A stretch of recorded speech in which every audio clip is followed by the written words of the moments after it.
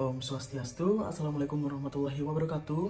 Shalom Namo Buddhaya, salam sejahtera bagi kita semua. Halo semuanya, ketemu lagi dengan saya. Di video kali ini merupakan video tugas workshop dari mata kuliah Manajemen dan Kesehatan Babi yang diampu oleh seorang dosen, yaitu Profesor Dr. Hewan Inengah Kertabesung MSI. Sebelum kita lanjut ke materi, izinkan saya untuk memperkenalkan diri saya, karena ada pepatah, tak kenal maka tak sayang. Jadi perkenalkan, saya Andre Restu Trinada Saputra dengan NIM 2209511063 dari kelas D. Usaha peternakan babi merupakan usaha yang sudah dilakukan dalam kurun waktu yang cukup lama di Indonesia dengan menunjukkan skala usaha yang sangat beragam. Bisa usaha rumahan maupun usaha produksi peternakan yang besar. Untuk memperoleh hasil produksi yang optimal dalam menjalankan usaha ternak babi, terdapat beberapa hal yang perlu diperhatikan, yaitu ketersediaan bibit yang memadai, baik dari segi kualitas maupun kuantitas, sehingga manajemen dalam menangani proses persalinan babi sangat diperhatikan untuk menunjang keberhasilan produksi babi tersebut. Ternak babi sendiri itu merupakan ternak monogastrik dan bersifat profilik. Jadi bisa disebutkan bahwasanya babi tersebut itu menghasilkan banyak anakan dalam sekali lahiran atau sekali bunting. Dengan masa buntingnya itu lebih cepat dibanding sapi, yaitu hanya sekitar 115-120 hari setelah masa kawin. Seperti yang saya sebutkan sebelumnya, bahwasanya masa bunting dari babi itu sekitar 115-120 hari setelah masa kawin.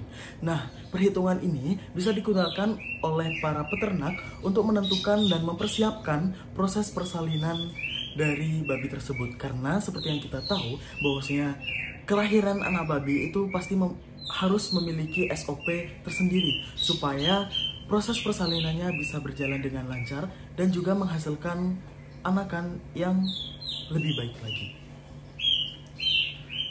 Nah, persiapannya harus disiapkan oleh para peternak itu antara lain, yang pertama, yang paling penting yaitu kita harus membersihkan kandang dan juga kita harus membersihkan badan dari induk babi. Dengan kita membersihkan kandang maupun induk babi itu dapat membantu mempermudah proses melahirkan nanti dan juga menjaga biosecurity dari kandang itu sendiri. Yang kedua, yaitu mempersiapkan kandang untuk anakan babi. Nah, kandang anakan babi ini sangat penting karena jika anakan babi itu tidak dipindah atau tidak dipisah dengan indukan, maka bisa jadi anakan tersebut akan dilukai atau dimakan oleh indukan yang stres karena proses melahirkan. Yang ketiga, yaitu kita bisa menyiapkan sekam. Sekam ini bisa ditaburkan di kandang anakan babi sehingga kandang anakan babi ini dapat menjadi lebih nyaman dan juga menjaga suhu kandang agar tetap optimal. Juga sekam ini bisa ditaruh di kandang indukan sebagai alas supaya indukan bisa lebih nyaman dan mempermudah proses kelahiran.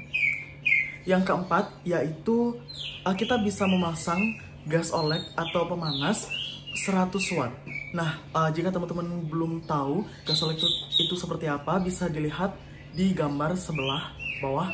Nah, gas olek ini sangat penting untuk dipasang di kandang anakan babi supaya anakan babi itu suhunya bisa optimal. Karena seperti yang kita tahu, anakan babi itu sangat sensitif terhadap suhu lingkungan.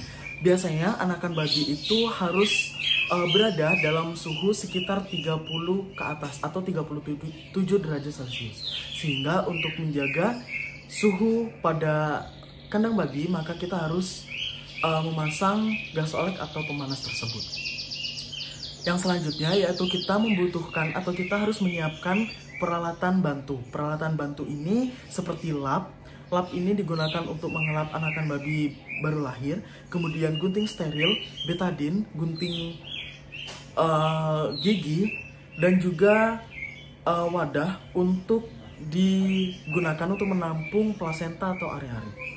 Kemudian yang terakhir yaitu memastikan peralatan yang akan kita pakai atau akan peternak pakai itu dapat beroperasi dengan baik, supaya nanti jika tiba-tiba indukan babi sudah melahirkan, kita sudah memiliki atau sudah prepare lebih awal, sehingga kita tidak kelabakan nantinya.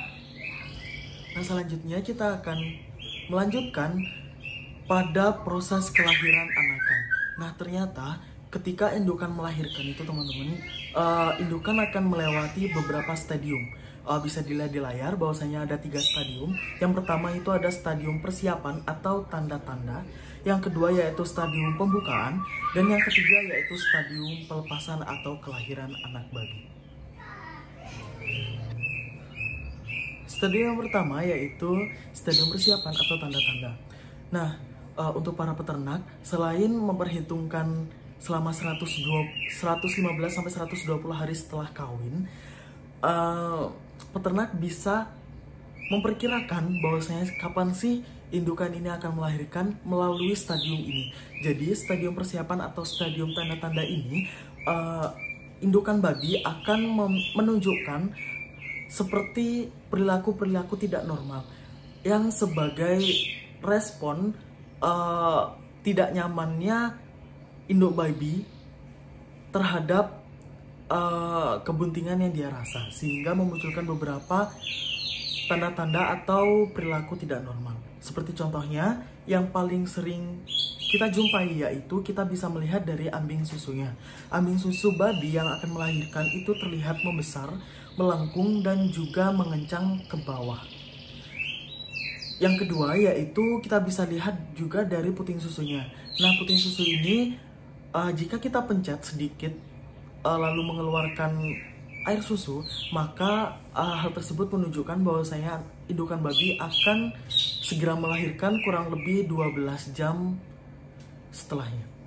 Kemudian yang ketiga ada bibir vulvanya itu memerah dan juga membengkak tapi mengendur ke bawah. Kemudian juga terdapat beberapa perilaku tidak normal, seperti contohnya babi itu terlihat gelisah dengan menggaruk permukaan kandang, juga biasanya menggigit-gigit besi kandang sebagai respon tidak nyaman di perutnya. Stadium yang kedua yaitu stadium pembukaan. Jadi stadium ini merupakan stadium lanjutan yang menunjukkan bahwasanya babi lebih menunjukkan perilaku-perilaku gelisah dan tidak normalnya. Jadi indukan babi itu merasa lebih gelisah dibandingkan stadium pertama. Contohnya babi akan sering menghentak-hentakkan kakinya ke tanah. Kemudian juga indukan babi itu tidak mau makan, sering buang air kecil, dan juga indukan babi itu mulai berkontraksi dan serviks itu mulai membuka. Dan stadium ketiga yaitu stadium pelepasan atau stadium kelahiran. Nah, stadium inilah anakan babi itu mulai lahir ke bumi. Jadi biasanya jarak antar anakan lahir itu sekitar 1-20 menit per ekor babi. Nah, ini bisa juga menyesuaikan, bisa lebih lama, bisa lebih cepat, tergantung kondisinya. Kemudian indukan babi ini ketika melahirkan itu pasti dalam keadaan terbaring. Terus yang ketiga yaitu setelah indukan selesai melahirkan, itu biasanya peternak itu akan memberikan indukan istirahat terlebih dahulu sebelum indukan itu mulai menyusui.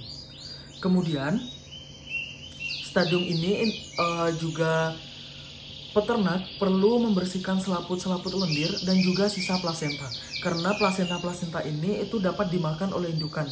Nah, plasenta yang sudah keluar itu pasti terkontaminasi oleh mikroba-mikroba yang ada di kandang kelahiran tersebut. Oleh karena itu, jika tertelan maka bisa jadi sarang infeksius bagi indukan babi.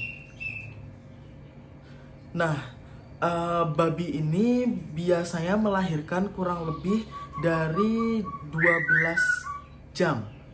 Nah, jika babi melahirkan ini lebih dari 12 jam, maka peternak wajib membantunya. Karena biasanya kalau sudah lebih dari 12 jam itu berarti ada kelainan atau ketidaknormalan dalam proses kelahiran tersebut. Nah, peternak bisa memberikan atau menyuntikkan obat oksitosin sebagai membantu kelahiran anakan babi tersebut. Baik, selanjutnya adalah penanganan anak babi setelah dilahirkan. Nah, anakan babi setelah keluar nih, apa yang harus peternak lakukan? Nggak mungkin kan peternak hanya melihat saja. Ya, jadi seperti yang saya sebutkan sebelumnya, bahwasanya ketika anakan babi sudah lahir, segera mungkin harus diambil dari indukan, karena babi melahirkan itu kan dari belakang. Terus anak indukan babi itu rebahan. Nah, bisa jadi jika kita tidak langsung ambil anakan tersebut, maka bisa jadi anakan tersebut tertendang atau bisa saja dimakan oleh indukannya. Nah, bagaimana penanganan anak babi setelah diambil tersebut? Jadi yang pertama, kita harus segera mengelap anakan babi tersebut dengan lap bersih. Lap ini bertujuan untuk menghilangkan lendir-lendir yang ada di tubuh anakan babi, terutama di bagian hidung dan mulut. Karena lendir-lendir tersebut itu bisa menutupi hidung dan mulut sehingga anakan babi tidak bisa bernafas. Yang kedua yaitu kita bisa langsung melakukan potong tali pusar anakan. Nah, potong tali pusar anakan ini bisa menggunakan gunting steril untuk menghindari infeksi kuman ketika tali pusar ini dipotong. Nah, kenapa tali pusar ini harus segera dipotong? Karena bisa dilihat tali pusar itu kan panjang.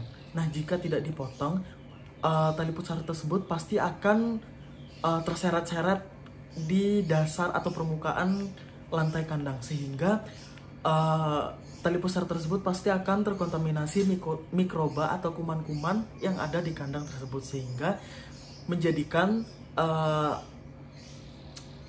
tali pusar tersebut sebagai agen infeksius bagi anakan babi. Nah, bagaimana sih tata cara pemotongan tali pusar? Itu yang pertama, kita bisa ikat tali pusar ini kira-kira 2 cm dari pangkal dengan seutas benang atau karet atau tali lainnya, namun harus tetap steril untuk meyakinkan tidak ada bahaya ketika pendarahan melalui arteri. Kemudian kita bisa potong tali pusar dengan gunting steril di bawah ikatan, teman-teman. Jadi ingat, di bawah ikatan. Ikatan ini itu diperlukan agar ketika dipotong itu tidak terlalu banyak pendarahan yang keluar. Jadi darah itu bisa dibendung oleh tali tersebut, sehingga sebisa mungkin tali tersebut harus diikat dengan kencang. Kemudian setelah dipotong, jangan lupa kita oleskan betadine atau obat pembeku darah lainnya, supaya darah itu bisa tidak keluar secara terus-menerus. Kemudian yang ketiga yaitu kita potong ekor anakan. Nah, kenapa ekor anakan itu penting untuk dipotong? Karena biasanya anakan babi itu akan menggigit-gigit ekornya atau ekor anakan babi lainnya. Nah, ketika digigit-gigit tersebut pasti akan terjadi luka. Nah, terjadinya luka ini bisa menyebabkan infeksius bagi anakan babi tersebut. Nah, caranya seperti apa sih pemotongan ini? Sebenarnya sama seperti tali pusar tadi. Jadi kita bisa tali terlebih dahulu atau ikat terlebih dahulu ekornya, kemudian kita potong dengan gunting steril dan kita oleskan betadine atau obat pembeku supaya pendarahan tidak terlalu banyak keluar. Dan yang keempat yaitu pemotongan gigi anakan. Nah, alasannya kenapa? Alasannya karena gigi ini tuh sangat efektif untuk menyebabkan luka. Entah itu di indukan ketika anakan tersebut menyusui atau mengasi, ataupun kepada antar anakan babi ketika mereka saling menggigit satu sama lain. Sehingga penting untuk dilakukan pemotongan gigi sejak lahir. Caranya seperti apa? Jadi yang pertama kita pegang uat anakan babi dengan satu tangan di mana 3 jari menahan rahang dan ibu jari menekan dari belakang leher dengan arah berlawanan. Kemudian yang kedua, masukkan jari telunjuk pada satu sisi dari mulut persis di belakang gigi jarum mendekati ujung lidah. Kemudian dengan alat pemotong gigi atau alat pemotong kuku biasa, potong gigi di atas gusi. Kemudian penting untuk menghindari pemotongan gigi sampai dasar karena bisa melukai saraf-saraf yang ada di gigi tersebut. Juga jangan membuat sudut yang tajam atau bergerigi. Hal ini dapat menyebabkan luka pada gusi atau lidah. Baik, kemudian cara yang selanjutnya yaitu kita bisa langsung taruh anakan babi tersebut ke dalam kandang yang sudah kita siapkan dengan suhu yang normal, seperti sekitar suhu 37 derajat Celcius.